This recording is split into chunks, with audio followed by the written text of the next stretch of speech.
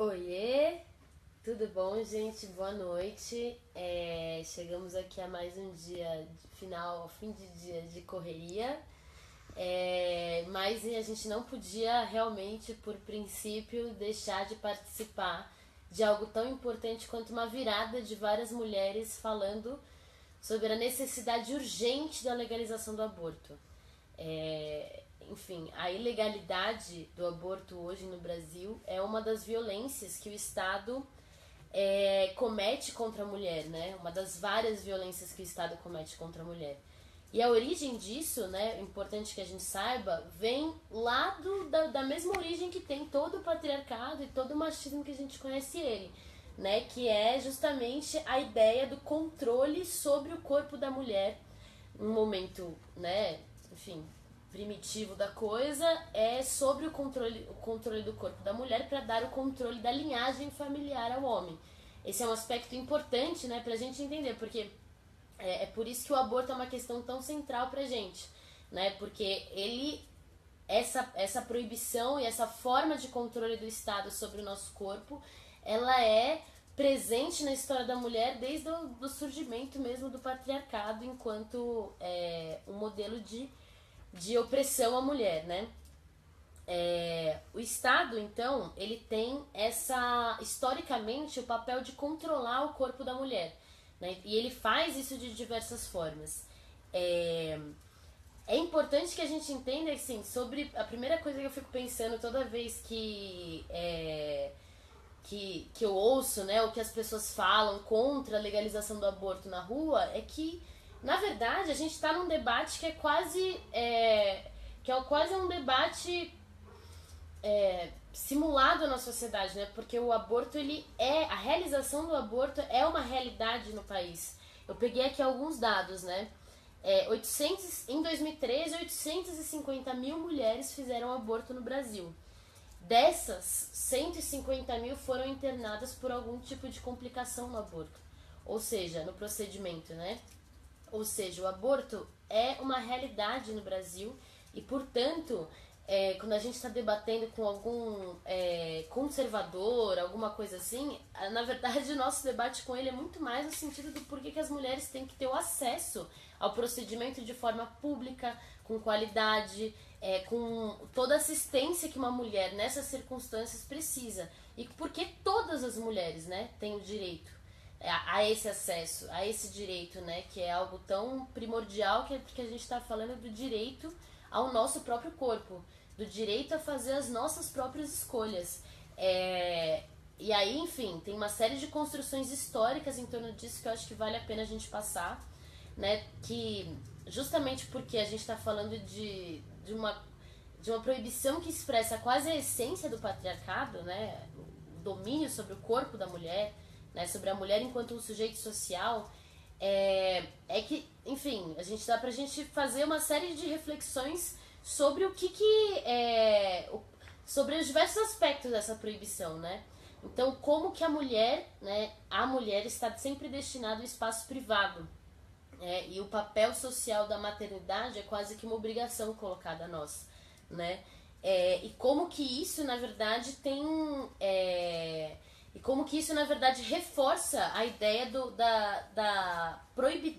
enfim, da exclusão das mulheres do espaço público da sociedade, né? Como que uma coisa está intrinsecamente ligada à outra. Agora, tem uma outra pergunta também, eu acho, nesse debate que a gente precisa fazer, que é o seguinte: a quem serve a proibição, a ilegalidade do aborto no Brasil? É preciso que se diga que essa construção ideológica que se tem, extremamente conservadora em torno da questão do aborto, ela serve à manutenção, né, de sujeitos políticos no poder. Então, quando a gente fala bancada fundamentalista, a gente está falando de setores tais como Feliciano, Bolsonaro, Malafaia, que na verdade tem a sustentação do seu poder político calcada em cima da construção dessa mentalidade, dessa mentalidade conservadora, né, que inclusive abusam, né, que na verdade, né, esses caras, é importante que se diga, não tem o menor compromisso com a fé ou com os valores morais da religião, né? Basta dizer que o Feliciano é acusado por uma tentativa de estupro, não só de uma mulher, que se diga de passagem. Então, quando a gente está falando dessa questão no Brasil, por que é uma questão tão sensível hoje no Brasil? Porque é em cima desse conservadorismo que tem um dos seus pilares essa questão do debate, do controle da mulher, do papel social da mulher, esse conservadorismo como sustentação política do seu poder político hoje no Brasil, né? Enfim, como a gente já falou, sem o menor compromisso com a fé ou com os valores morais, esses caras, eles estão interessados em poder político e em lucro em cima da fé das pessoas. O aborto, portanto, nessa conjuntura que a gente está vivendo, essa luta, a nossa luta pela legalização do aborto, ela ganha e precisa ganhar cada vez mais força, cada vez mais visibilidade, né? Porque a gente toca num ponto tão sensível por causa disso, porque afeta um setor do poder político no Brasil que é o setor mais conservador, que é o setor que manipula, que abusa da fé do povo para inclusive dizendo para eles o que é pecado e o que não é, né? Dizendo para a mulher qual que tem que ser o seu comportamento sexual, qual que tem, enfim, reprimindo as mulheres, né? Para manter o seu poder político no Brasil. Isso precisa ficar claro, porque de vez em quando eu vejo gente falando assim, não, mas é questão de crença. Não é questão de crença, né? Todo mundo tem o direito a escolher o que é melhor para si. Todo mundo tem o direito de fazer parte de qualquer religião que queira fazer, né? Isso é parte de uma sociedade democrática que a gente defende. Só que a gente está falando de uma realidade, e essa realidade ela não pode ser determinada por valores morais e ideológicos de uma determinada, de X ou Y religião, qualquer religião que seja. E daí vem a importância e também um aspecto desse debate da legalização do aborto que também nos é muito caro, que é o Estado laico, a importância da gente ter um Estado laico no Brasil, que tem a ver com isso, né? A falta de laicidade no Brasil, ela possibilita o surgimento de políticos que têm seu poder, portanto, enfim, como a gente já falou, calcados naquilo que tem de mais atrasado e na agitação disso, né? Na promoção desses valores, na confusão ideológica das pessoas. Então, esses dias eu estava conversando com uma mulher que era do partido do Feliciano, né? E ela estava me contando que tinha uma cartilha explicando por que odiar feministas, né? Nesse Partido Sul. É agitado, isso Então, portanto, a construção do papel social da mulher, né, que eles fazem, e esse debate tão moral, né, tão moralizante, tão conservador do ponto de vista moral, é justamente a intenção de tudo, né? É a promoção e a sustentação. Bom, acho também que outro aspecto muito importante, né, desse debate da legalização do aborto é o fato de que, bom, estamos debatendo uma realidade social. O aborto acontece, né? Então a gente não está falando do que o Estado está permitindo ou não. As mulheres escolhem, né?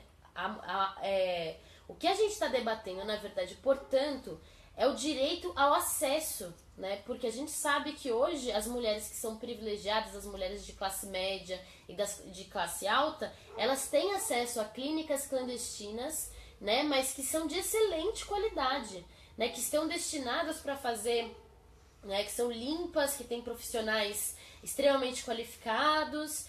O que a gente está debatendo, portanto, quando a gente faz o debate da legalização do aborto, é do acesso, tem muito a ver com o acesso à saúde, com acesso à saúde tanto para realizar o procedimento, tanto para alguma complicação. Imagine você, uma mulher que mora na periferia, que tem alguma complicação de um procedimento abortivo. Imagine o medo dessa mulher de procurar um hospital, né? A gente ouve as histórias de mulheres que foram para hospitais públicos, enfim, né? A gente viu no jornal recentemente, né? há poucos meses atrás, acredito, um médico foi preso. Aliás, um médico chamou a polícia para uma mulher porque ele deduziu que ela tinha induzido o aborto. Enfim, é um complexo de fatores, porque é exatamente isso que a gente acha sobre o debate de opressões, né? Que quando a gente fala de mulher, a gente não pode analisar o ser mulher de uma forma isolada das outras coisas. A gente precisa analisar o contexto em que essa mulher está inserida, né? Então, a opressão que ela sofre de classe, de raça, a opressão que ela sofre por ser LGBT, enfim, por ser uma mulher trans, tudo isso influencia, né? E é por isso que essa é a ideia de feminismo que a gente acredita. E é por isso que quando a gente fala da legalização do aborto, também essa questão do acesso a direitos, ela fica muito evidente, né? A quem tem acesso a direitos no mundo que a gente vive, né? Basicamente isso. Acho também que é importante a gente... Bom, então, a gente falou uma série de aspectos, né, da proibição, né, das consequências que a gente tem da origem, mas é importante dizer que o Estado, de uma forma geral, historicamente, tem o papel de controle do corpo da mulher, e a luta pela legalização do aborto ela é tão profunda porque essa é uma das mais profundas violências cometidas pelo Estado contra a mulher, né? Inclusive primitiva, né? Do ponto de vista, enfim, de todos, né? Do perfil das mulheres que fazem aborto, é absolutamente tudo distorcido, né? Enfim, mas é importante localizar que o Estado ele é violento com as mulheres de várias formas, né? Ele é violento com as mulheres, por exemplo, quando ele é violento com as mulheres, por exemplo, quando ele nos nega o direito às ruas, o direito nosso de andar em espaço público sem ter medo. Mulher nenhuma sabe o que é isso, né, em São Paulo, por exemplo, né? Dá pra dizer no mundo todo, né? Mulher nenhuma sabe o que é andar numa rua sem ter medo de ser estuprada ou de ser assediada. É uma vivência nossa cotidiana andar nas ruas e se a gente tá sozinha na rua e olha pro outro lado da rua e tá vindo um cara sozinho, enfim, o medo que se apodera da gente é uma coisa muito cotidiana, muito intensa. De coração palpitar, de você, enfim, pensar que, bom, né, uma a cada 5 mulheres, então chegou a minha vez, né? Enfim, isso é uma realidade muito concreta e muito cotidiana na vida das mulheres. E essa é uma das formas de violência muito profunda também. Bizarro como a gente não só nos porque assim, quando a gente fala de violência, dessas várias formas de violência por parte do Estado em relação às mulheres, a gente pensa logo, né, nos debates da assistência à vítima de violência, né? Mas a gente precisa começar a pensar cada vez mais no que podem ser propostas concretas de políticas públicas que sejam um plano sério de combate à violência contra a mulher. Por isso, porque são coisas assim que têm um impacto, né, que não são utópicas, né, como eles gostam de falar, que tudo que a gente fala é utópico, é para um mundo que não existe e tal. Enfim, são muito concretas.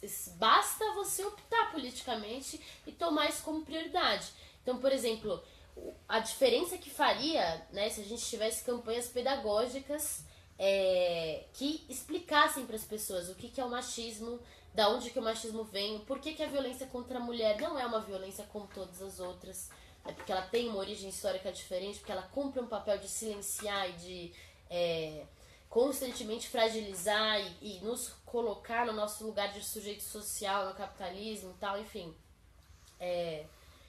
Mas o impacto que teria a gente ter uma campanha em rede aberta, por exemplo, que explicasse tudo isso para as pessoas. Isso fortalece a mulher enquanto sujeito da cidade e isso enfraquece e constrange minimamente o agressor, né? Isso cada vez mais, né? A gente é um sujeito que as nossas demandas têm visibilidade na cidade. Isso nos fortalece enquanto sujeito social, né?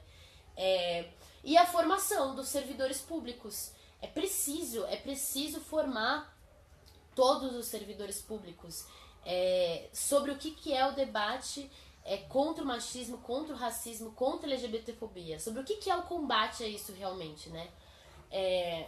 E numa perspectiva aí já de assistência às vítimas de violência, enfim, é ridículo, é ainda mais ridículo, quer dizer, é difícil, né, competir, mas enfim, é bizarro, porque o Estado hoje gasta, em média, 26 centavos por mulher com medidas protetivas à violência contra a mulher, né? Isso mostra o quanto que a gente vale, né, para essa sociedade. Isso mostra qual é a prioridade que a gente tem, né?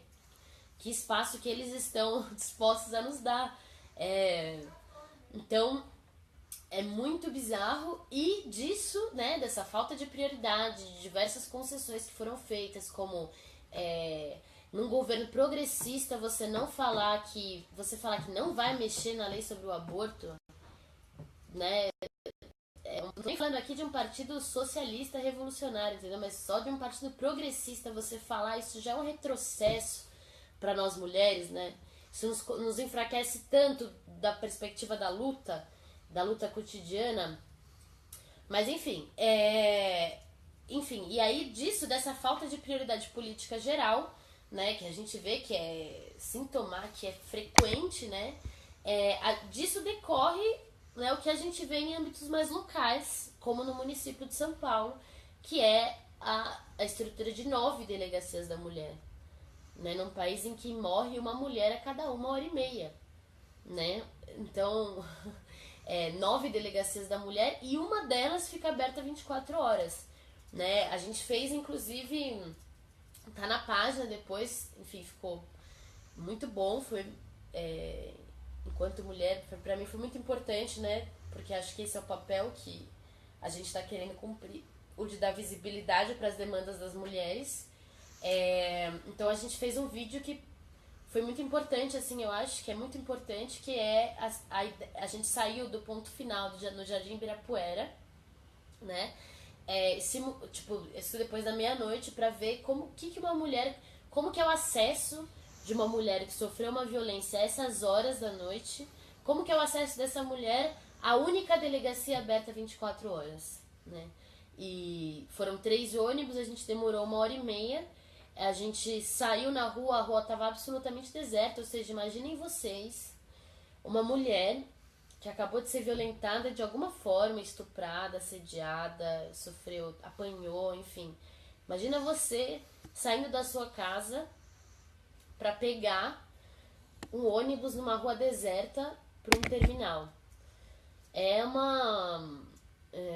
Enfim, é indignante, assim, a única palavra que descreve isso é a indignação.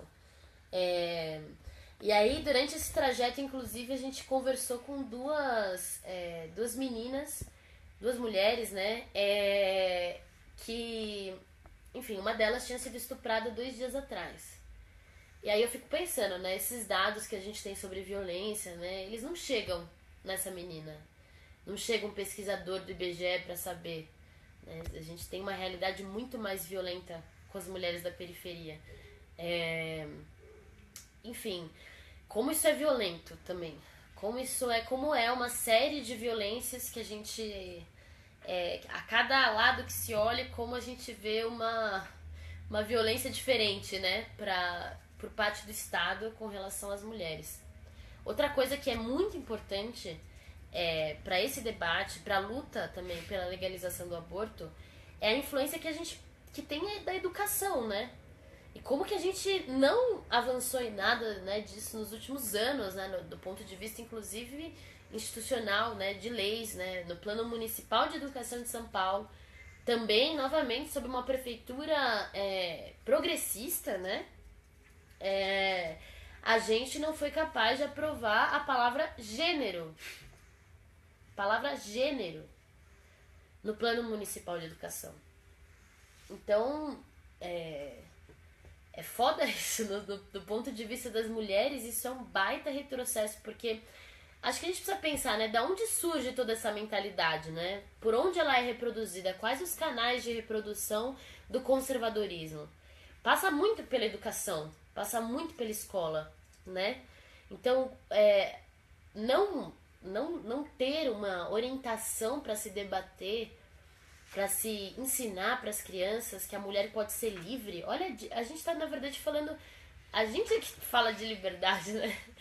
Não eles, entendeu? Não, isso é democracia realmente, né? Porque a democracia não é só, eu não quero só o meu direito de falar, não quero só o meu direito de votar, né? Quando a gente pensa numa sociedade realmente democrática, a gente tem que pensar numa sociedade que garanta o nosso direito de, na escola, a gente debater liberdades, né? A gente debater e tentar desconstruir essa ideia de que a mulher é um objeto, de que a mulher é posse, né? Então isso foi outro baita retrocesso que a gente teve. E por isso, né, diante de... Bom, eu acho que eu sempre acho importante, porque a gente ouve na rua, quando a gente tá fazendo, enfim, alguma panfletagem, alguma coisa assim, a gente sempre ouve muito na rua a ideia de que o feminismo é a luta das mulheres contra os homens, né? E, enfim, não preciso falar aqui, né, que isso é uma besteira, mas é importante, eu acho, cada vez mais localizar o papel que o Estado tem, o papel que os governos têm na aplicação cotidiana, né, de violência contra a mulher, né? É preciso localizar esse tipo de coisa, né? E bom, por fim, né? Bom, a gente vem, acho que como algumas pessoas devem saber, né? A gente vem construindo, né, há algum tempo, uma plataforma política que justamente tente dar voz para essas demandas que existem, que são tão latentes na cidade de São Paulo. Uma plataforma que seja coletiva entre as mulheres, uma plataforma que foi construída a partir de rodas de conversa com mulheres de todas as idades. Tive a honra mesmo de conhecer uma mulherada incrível, assim. Isso é incrível, uma mulherada muito zica, muito guerreira. E a partir dessas conversas a gente foi construindo a ideia nossa de um projeto de lei que é a criação de um fundo de investimento municipal pelo direito das mulheres. Se vocês forem olhar, tem fundo municipal de investimento para um monte de coisa. Tem uma lista gigante, tipo, para trânsito, para umas coisas nada a ver, inclusive. Mas não tem, obviamente, né? Claro que não tem para as mulheres. E, portanto, essa seria uma ideia nossa de fazer e de pensar, portanto, diretrizes centrais. Seria um fundo destinado a um plano de combate sério, estudado pelas mulheres, né, de combate à violência contra a mulher, que tem 3 diretrizes centrais. A primeira delas é aquilo que eu já comentei, de campanhas pedagógicas. A primeira delas é voltada muito mais para políticas de prevenção da violência. Então a ideia, né, da gente trazer com força a ideia de campanhas pedagógicas, de multas para propagandas machistas, enfim. A segunda diretriz, que a gente acha que isso tem um impacto gigante, né, no combate à violência contra a mulher, é isso, a gente precisa fazer essa disputa de consciência com a população no quente. 2 seria o fortalecimento da rede de proteção que já existe, a rede de assistência que já existe, só que não numa concepção familista, que a gente sabe que em vários lugares ainda que é a proteção da família e não da mulher. Então é preciso se estudar também em que concepção de proteção da mulher que está fundamentada a que existe hoje, a rede que existe hoje. Em terceiro, a formação dos servidores públicos, então em todos os níveis. A gente acha que isso é o mínimo, né? Uma pessoa que vai atender uma mulher no hospital precisa entender disso, né? Uma pessoa que vai atender uma criança numa escola, né, que vai lidar com uma criança numa escola, precisa entender disso. E justamente para ser uma bandeira para nossa luta também, né? Isso para além do papel que a campanha cumpre, mas para um papel de ser uma bandeira nossa de luta, que a gente tenha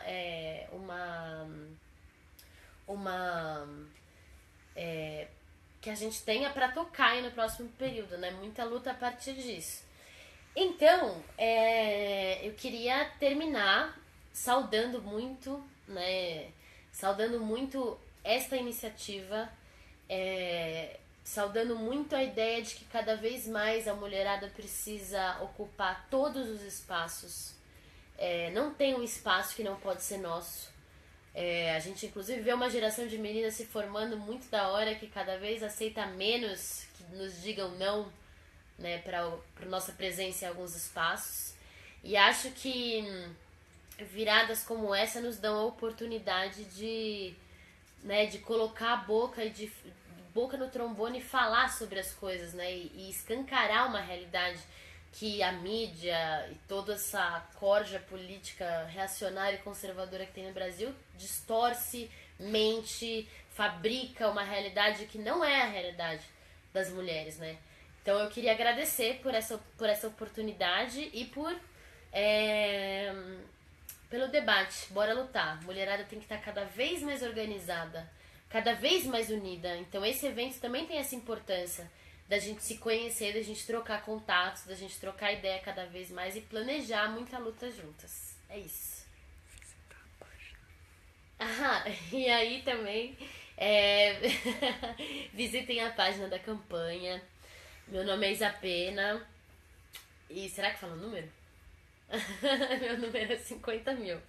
É isso, gente. Obrigada mesmo. Valeu, mulherada. Tamo junto.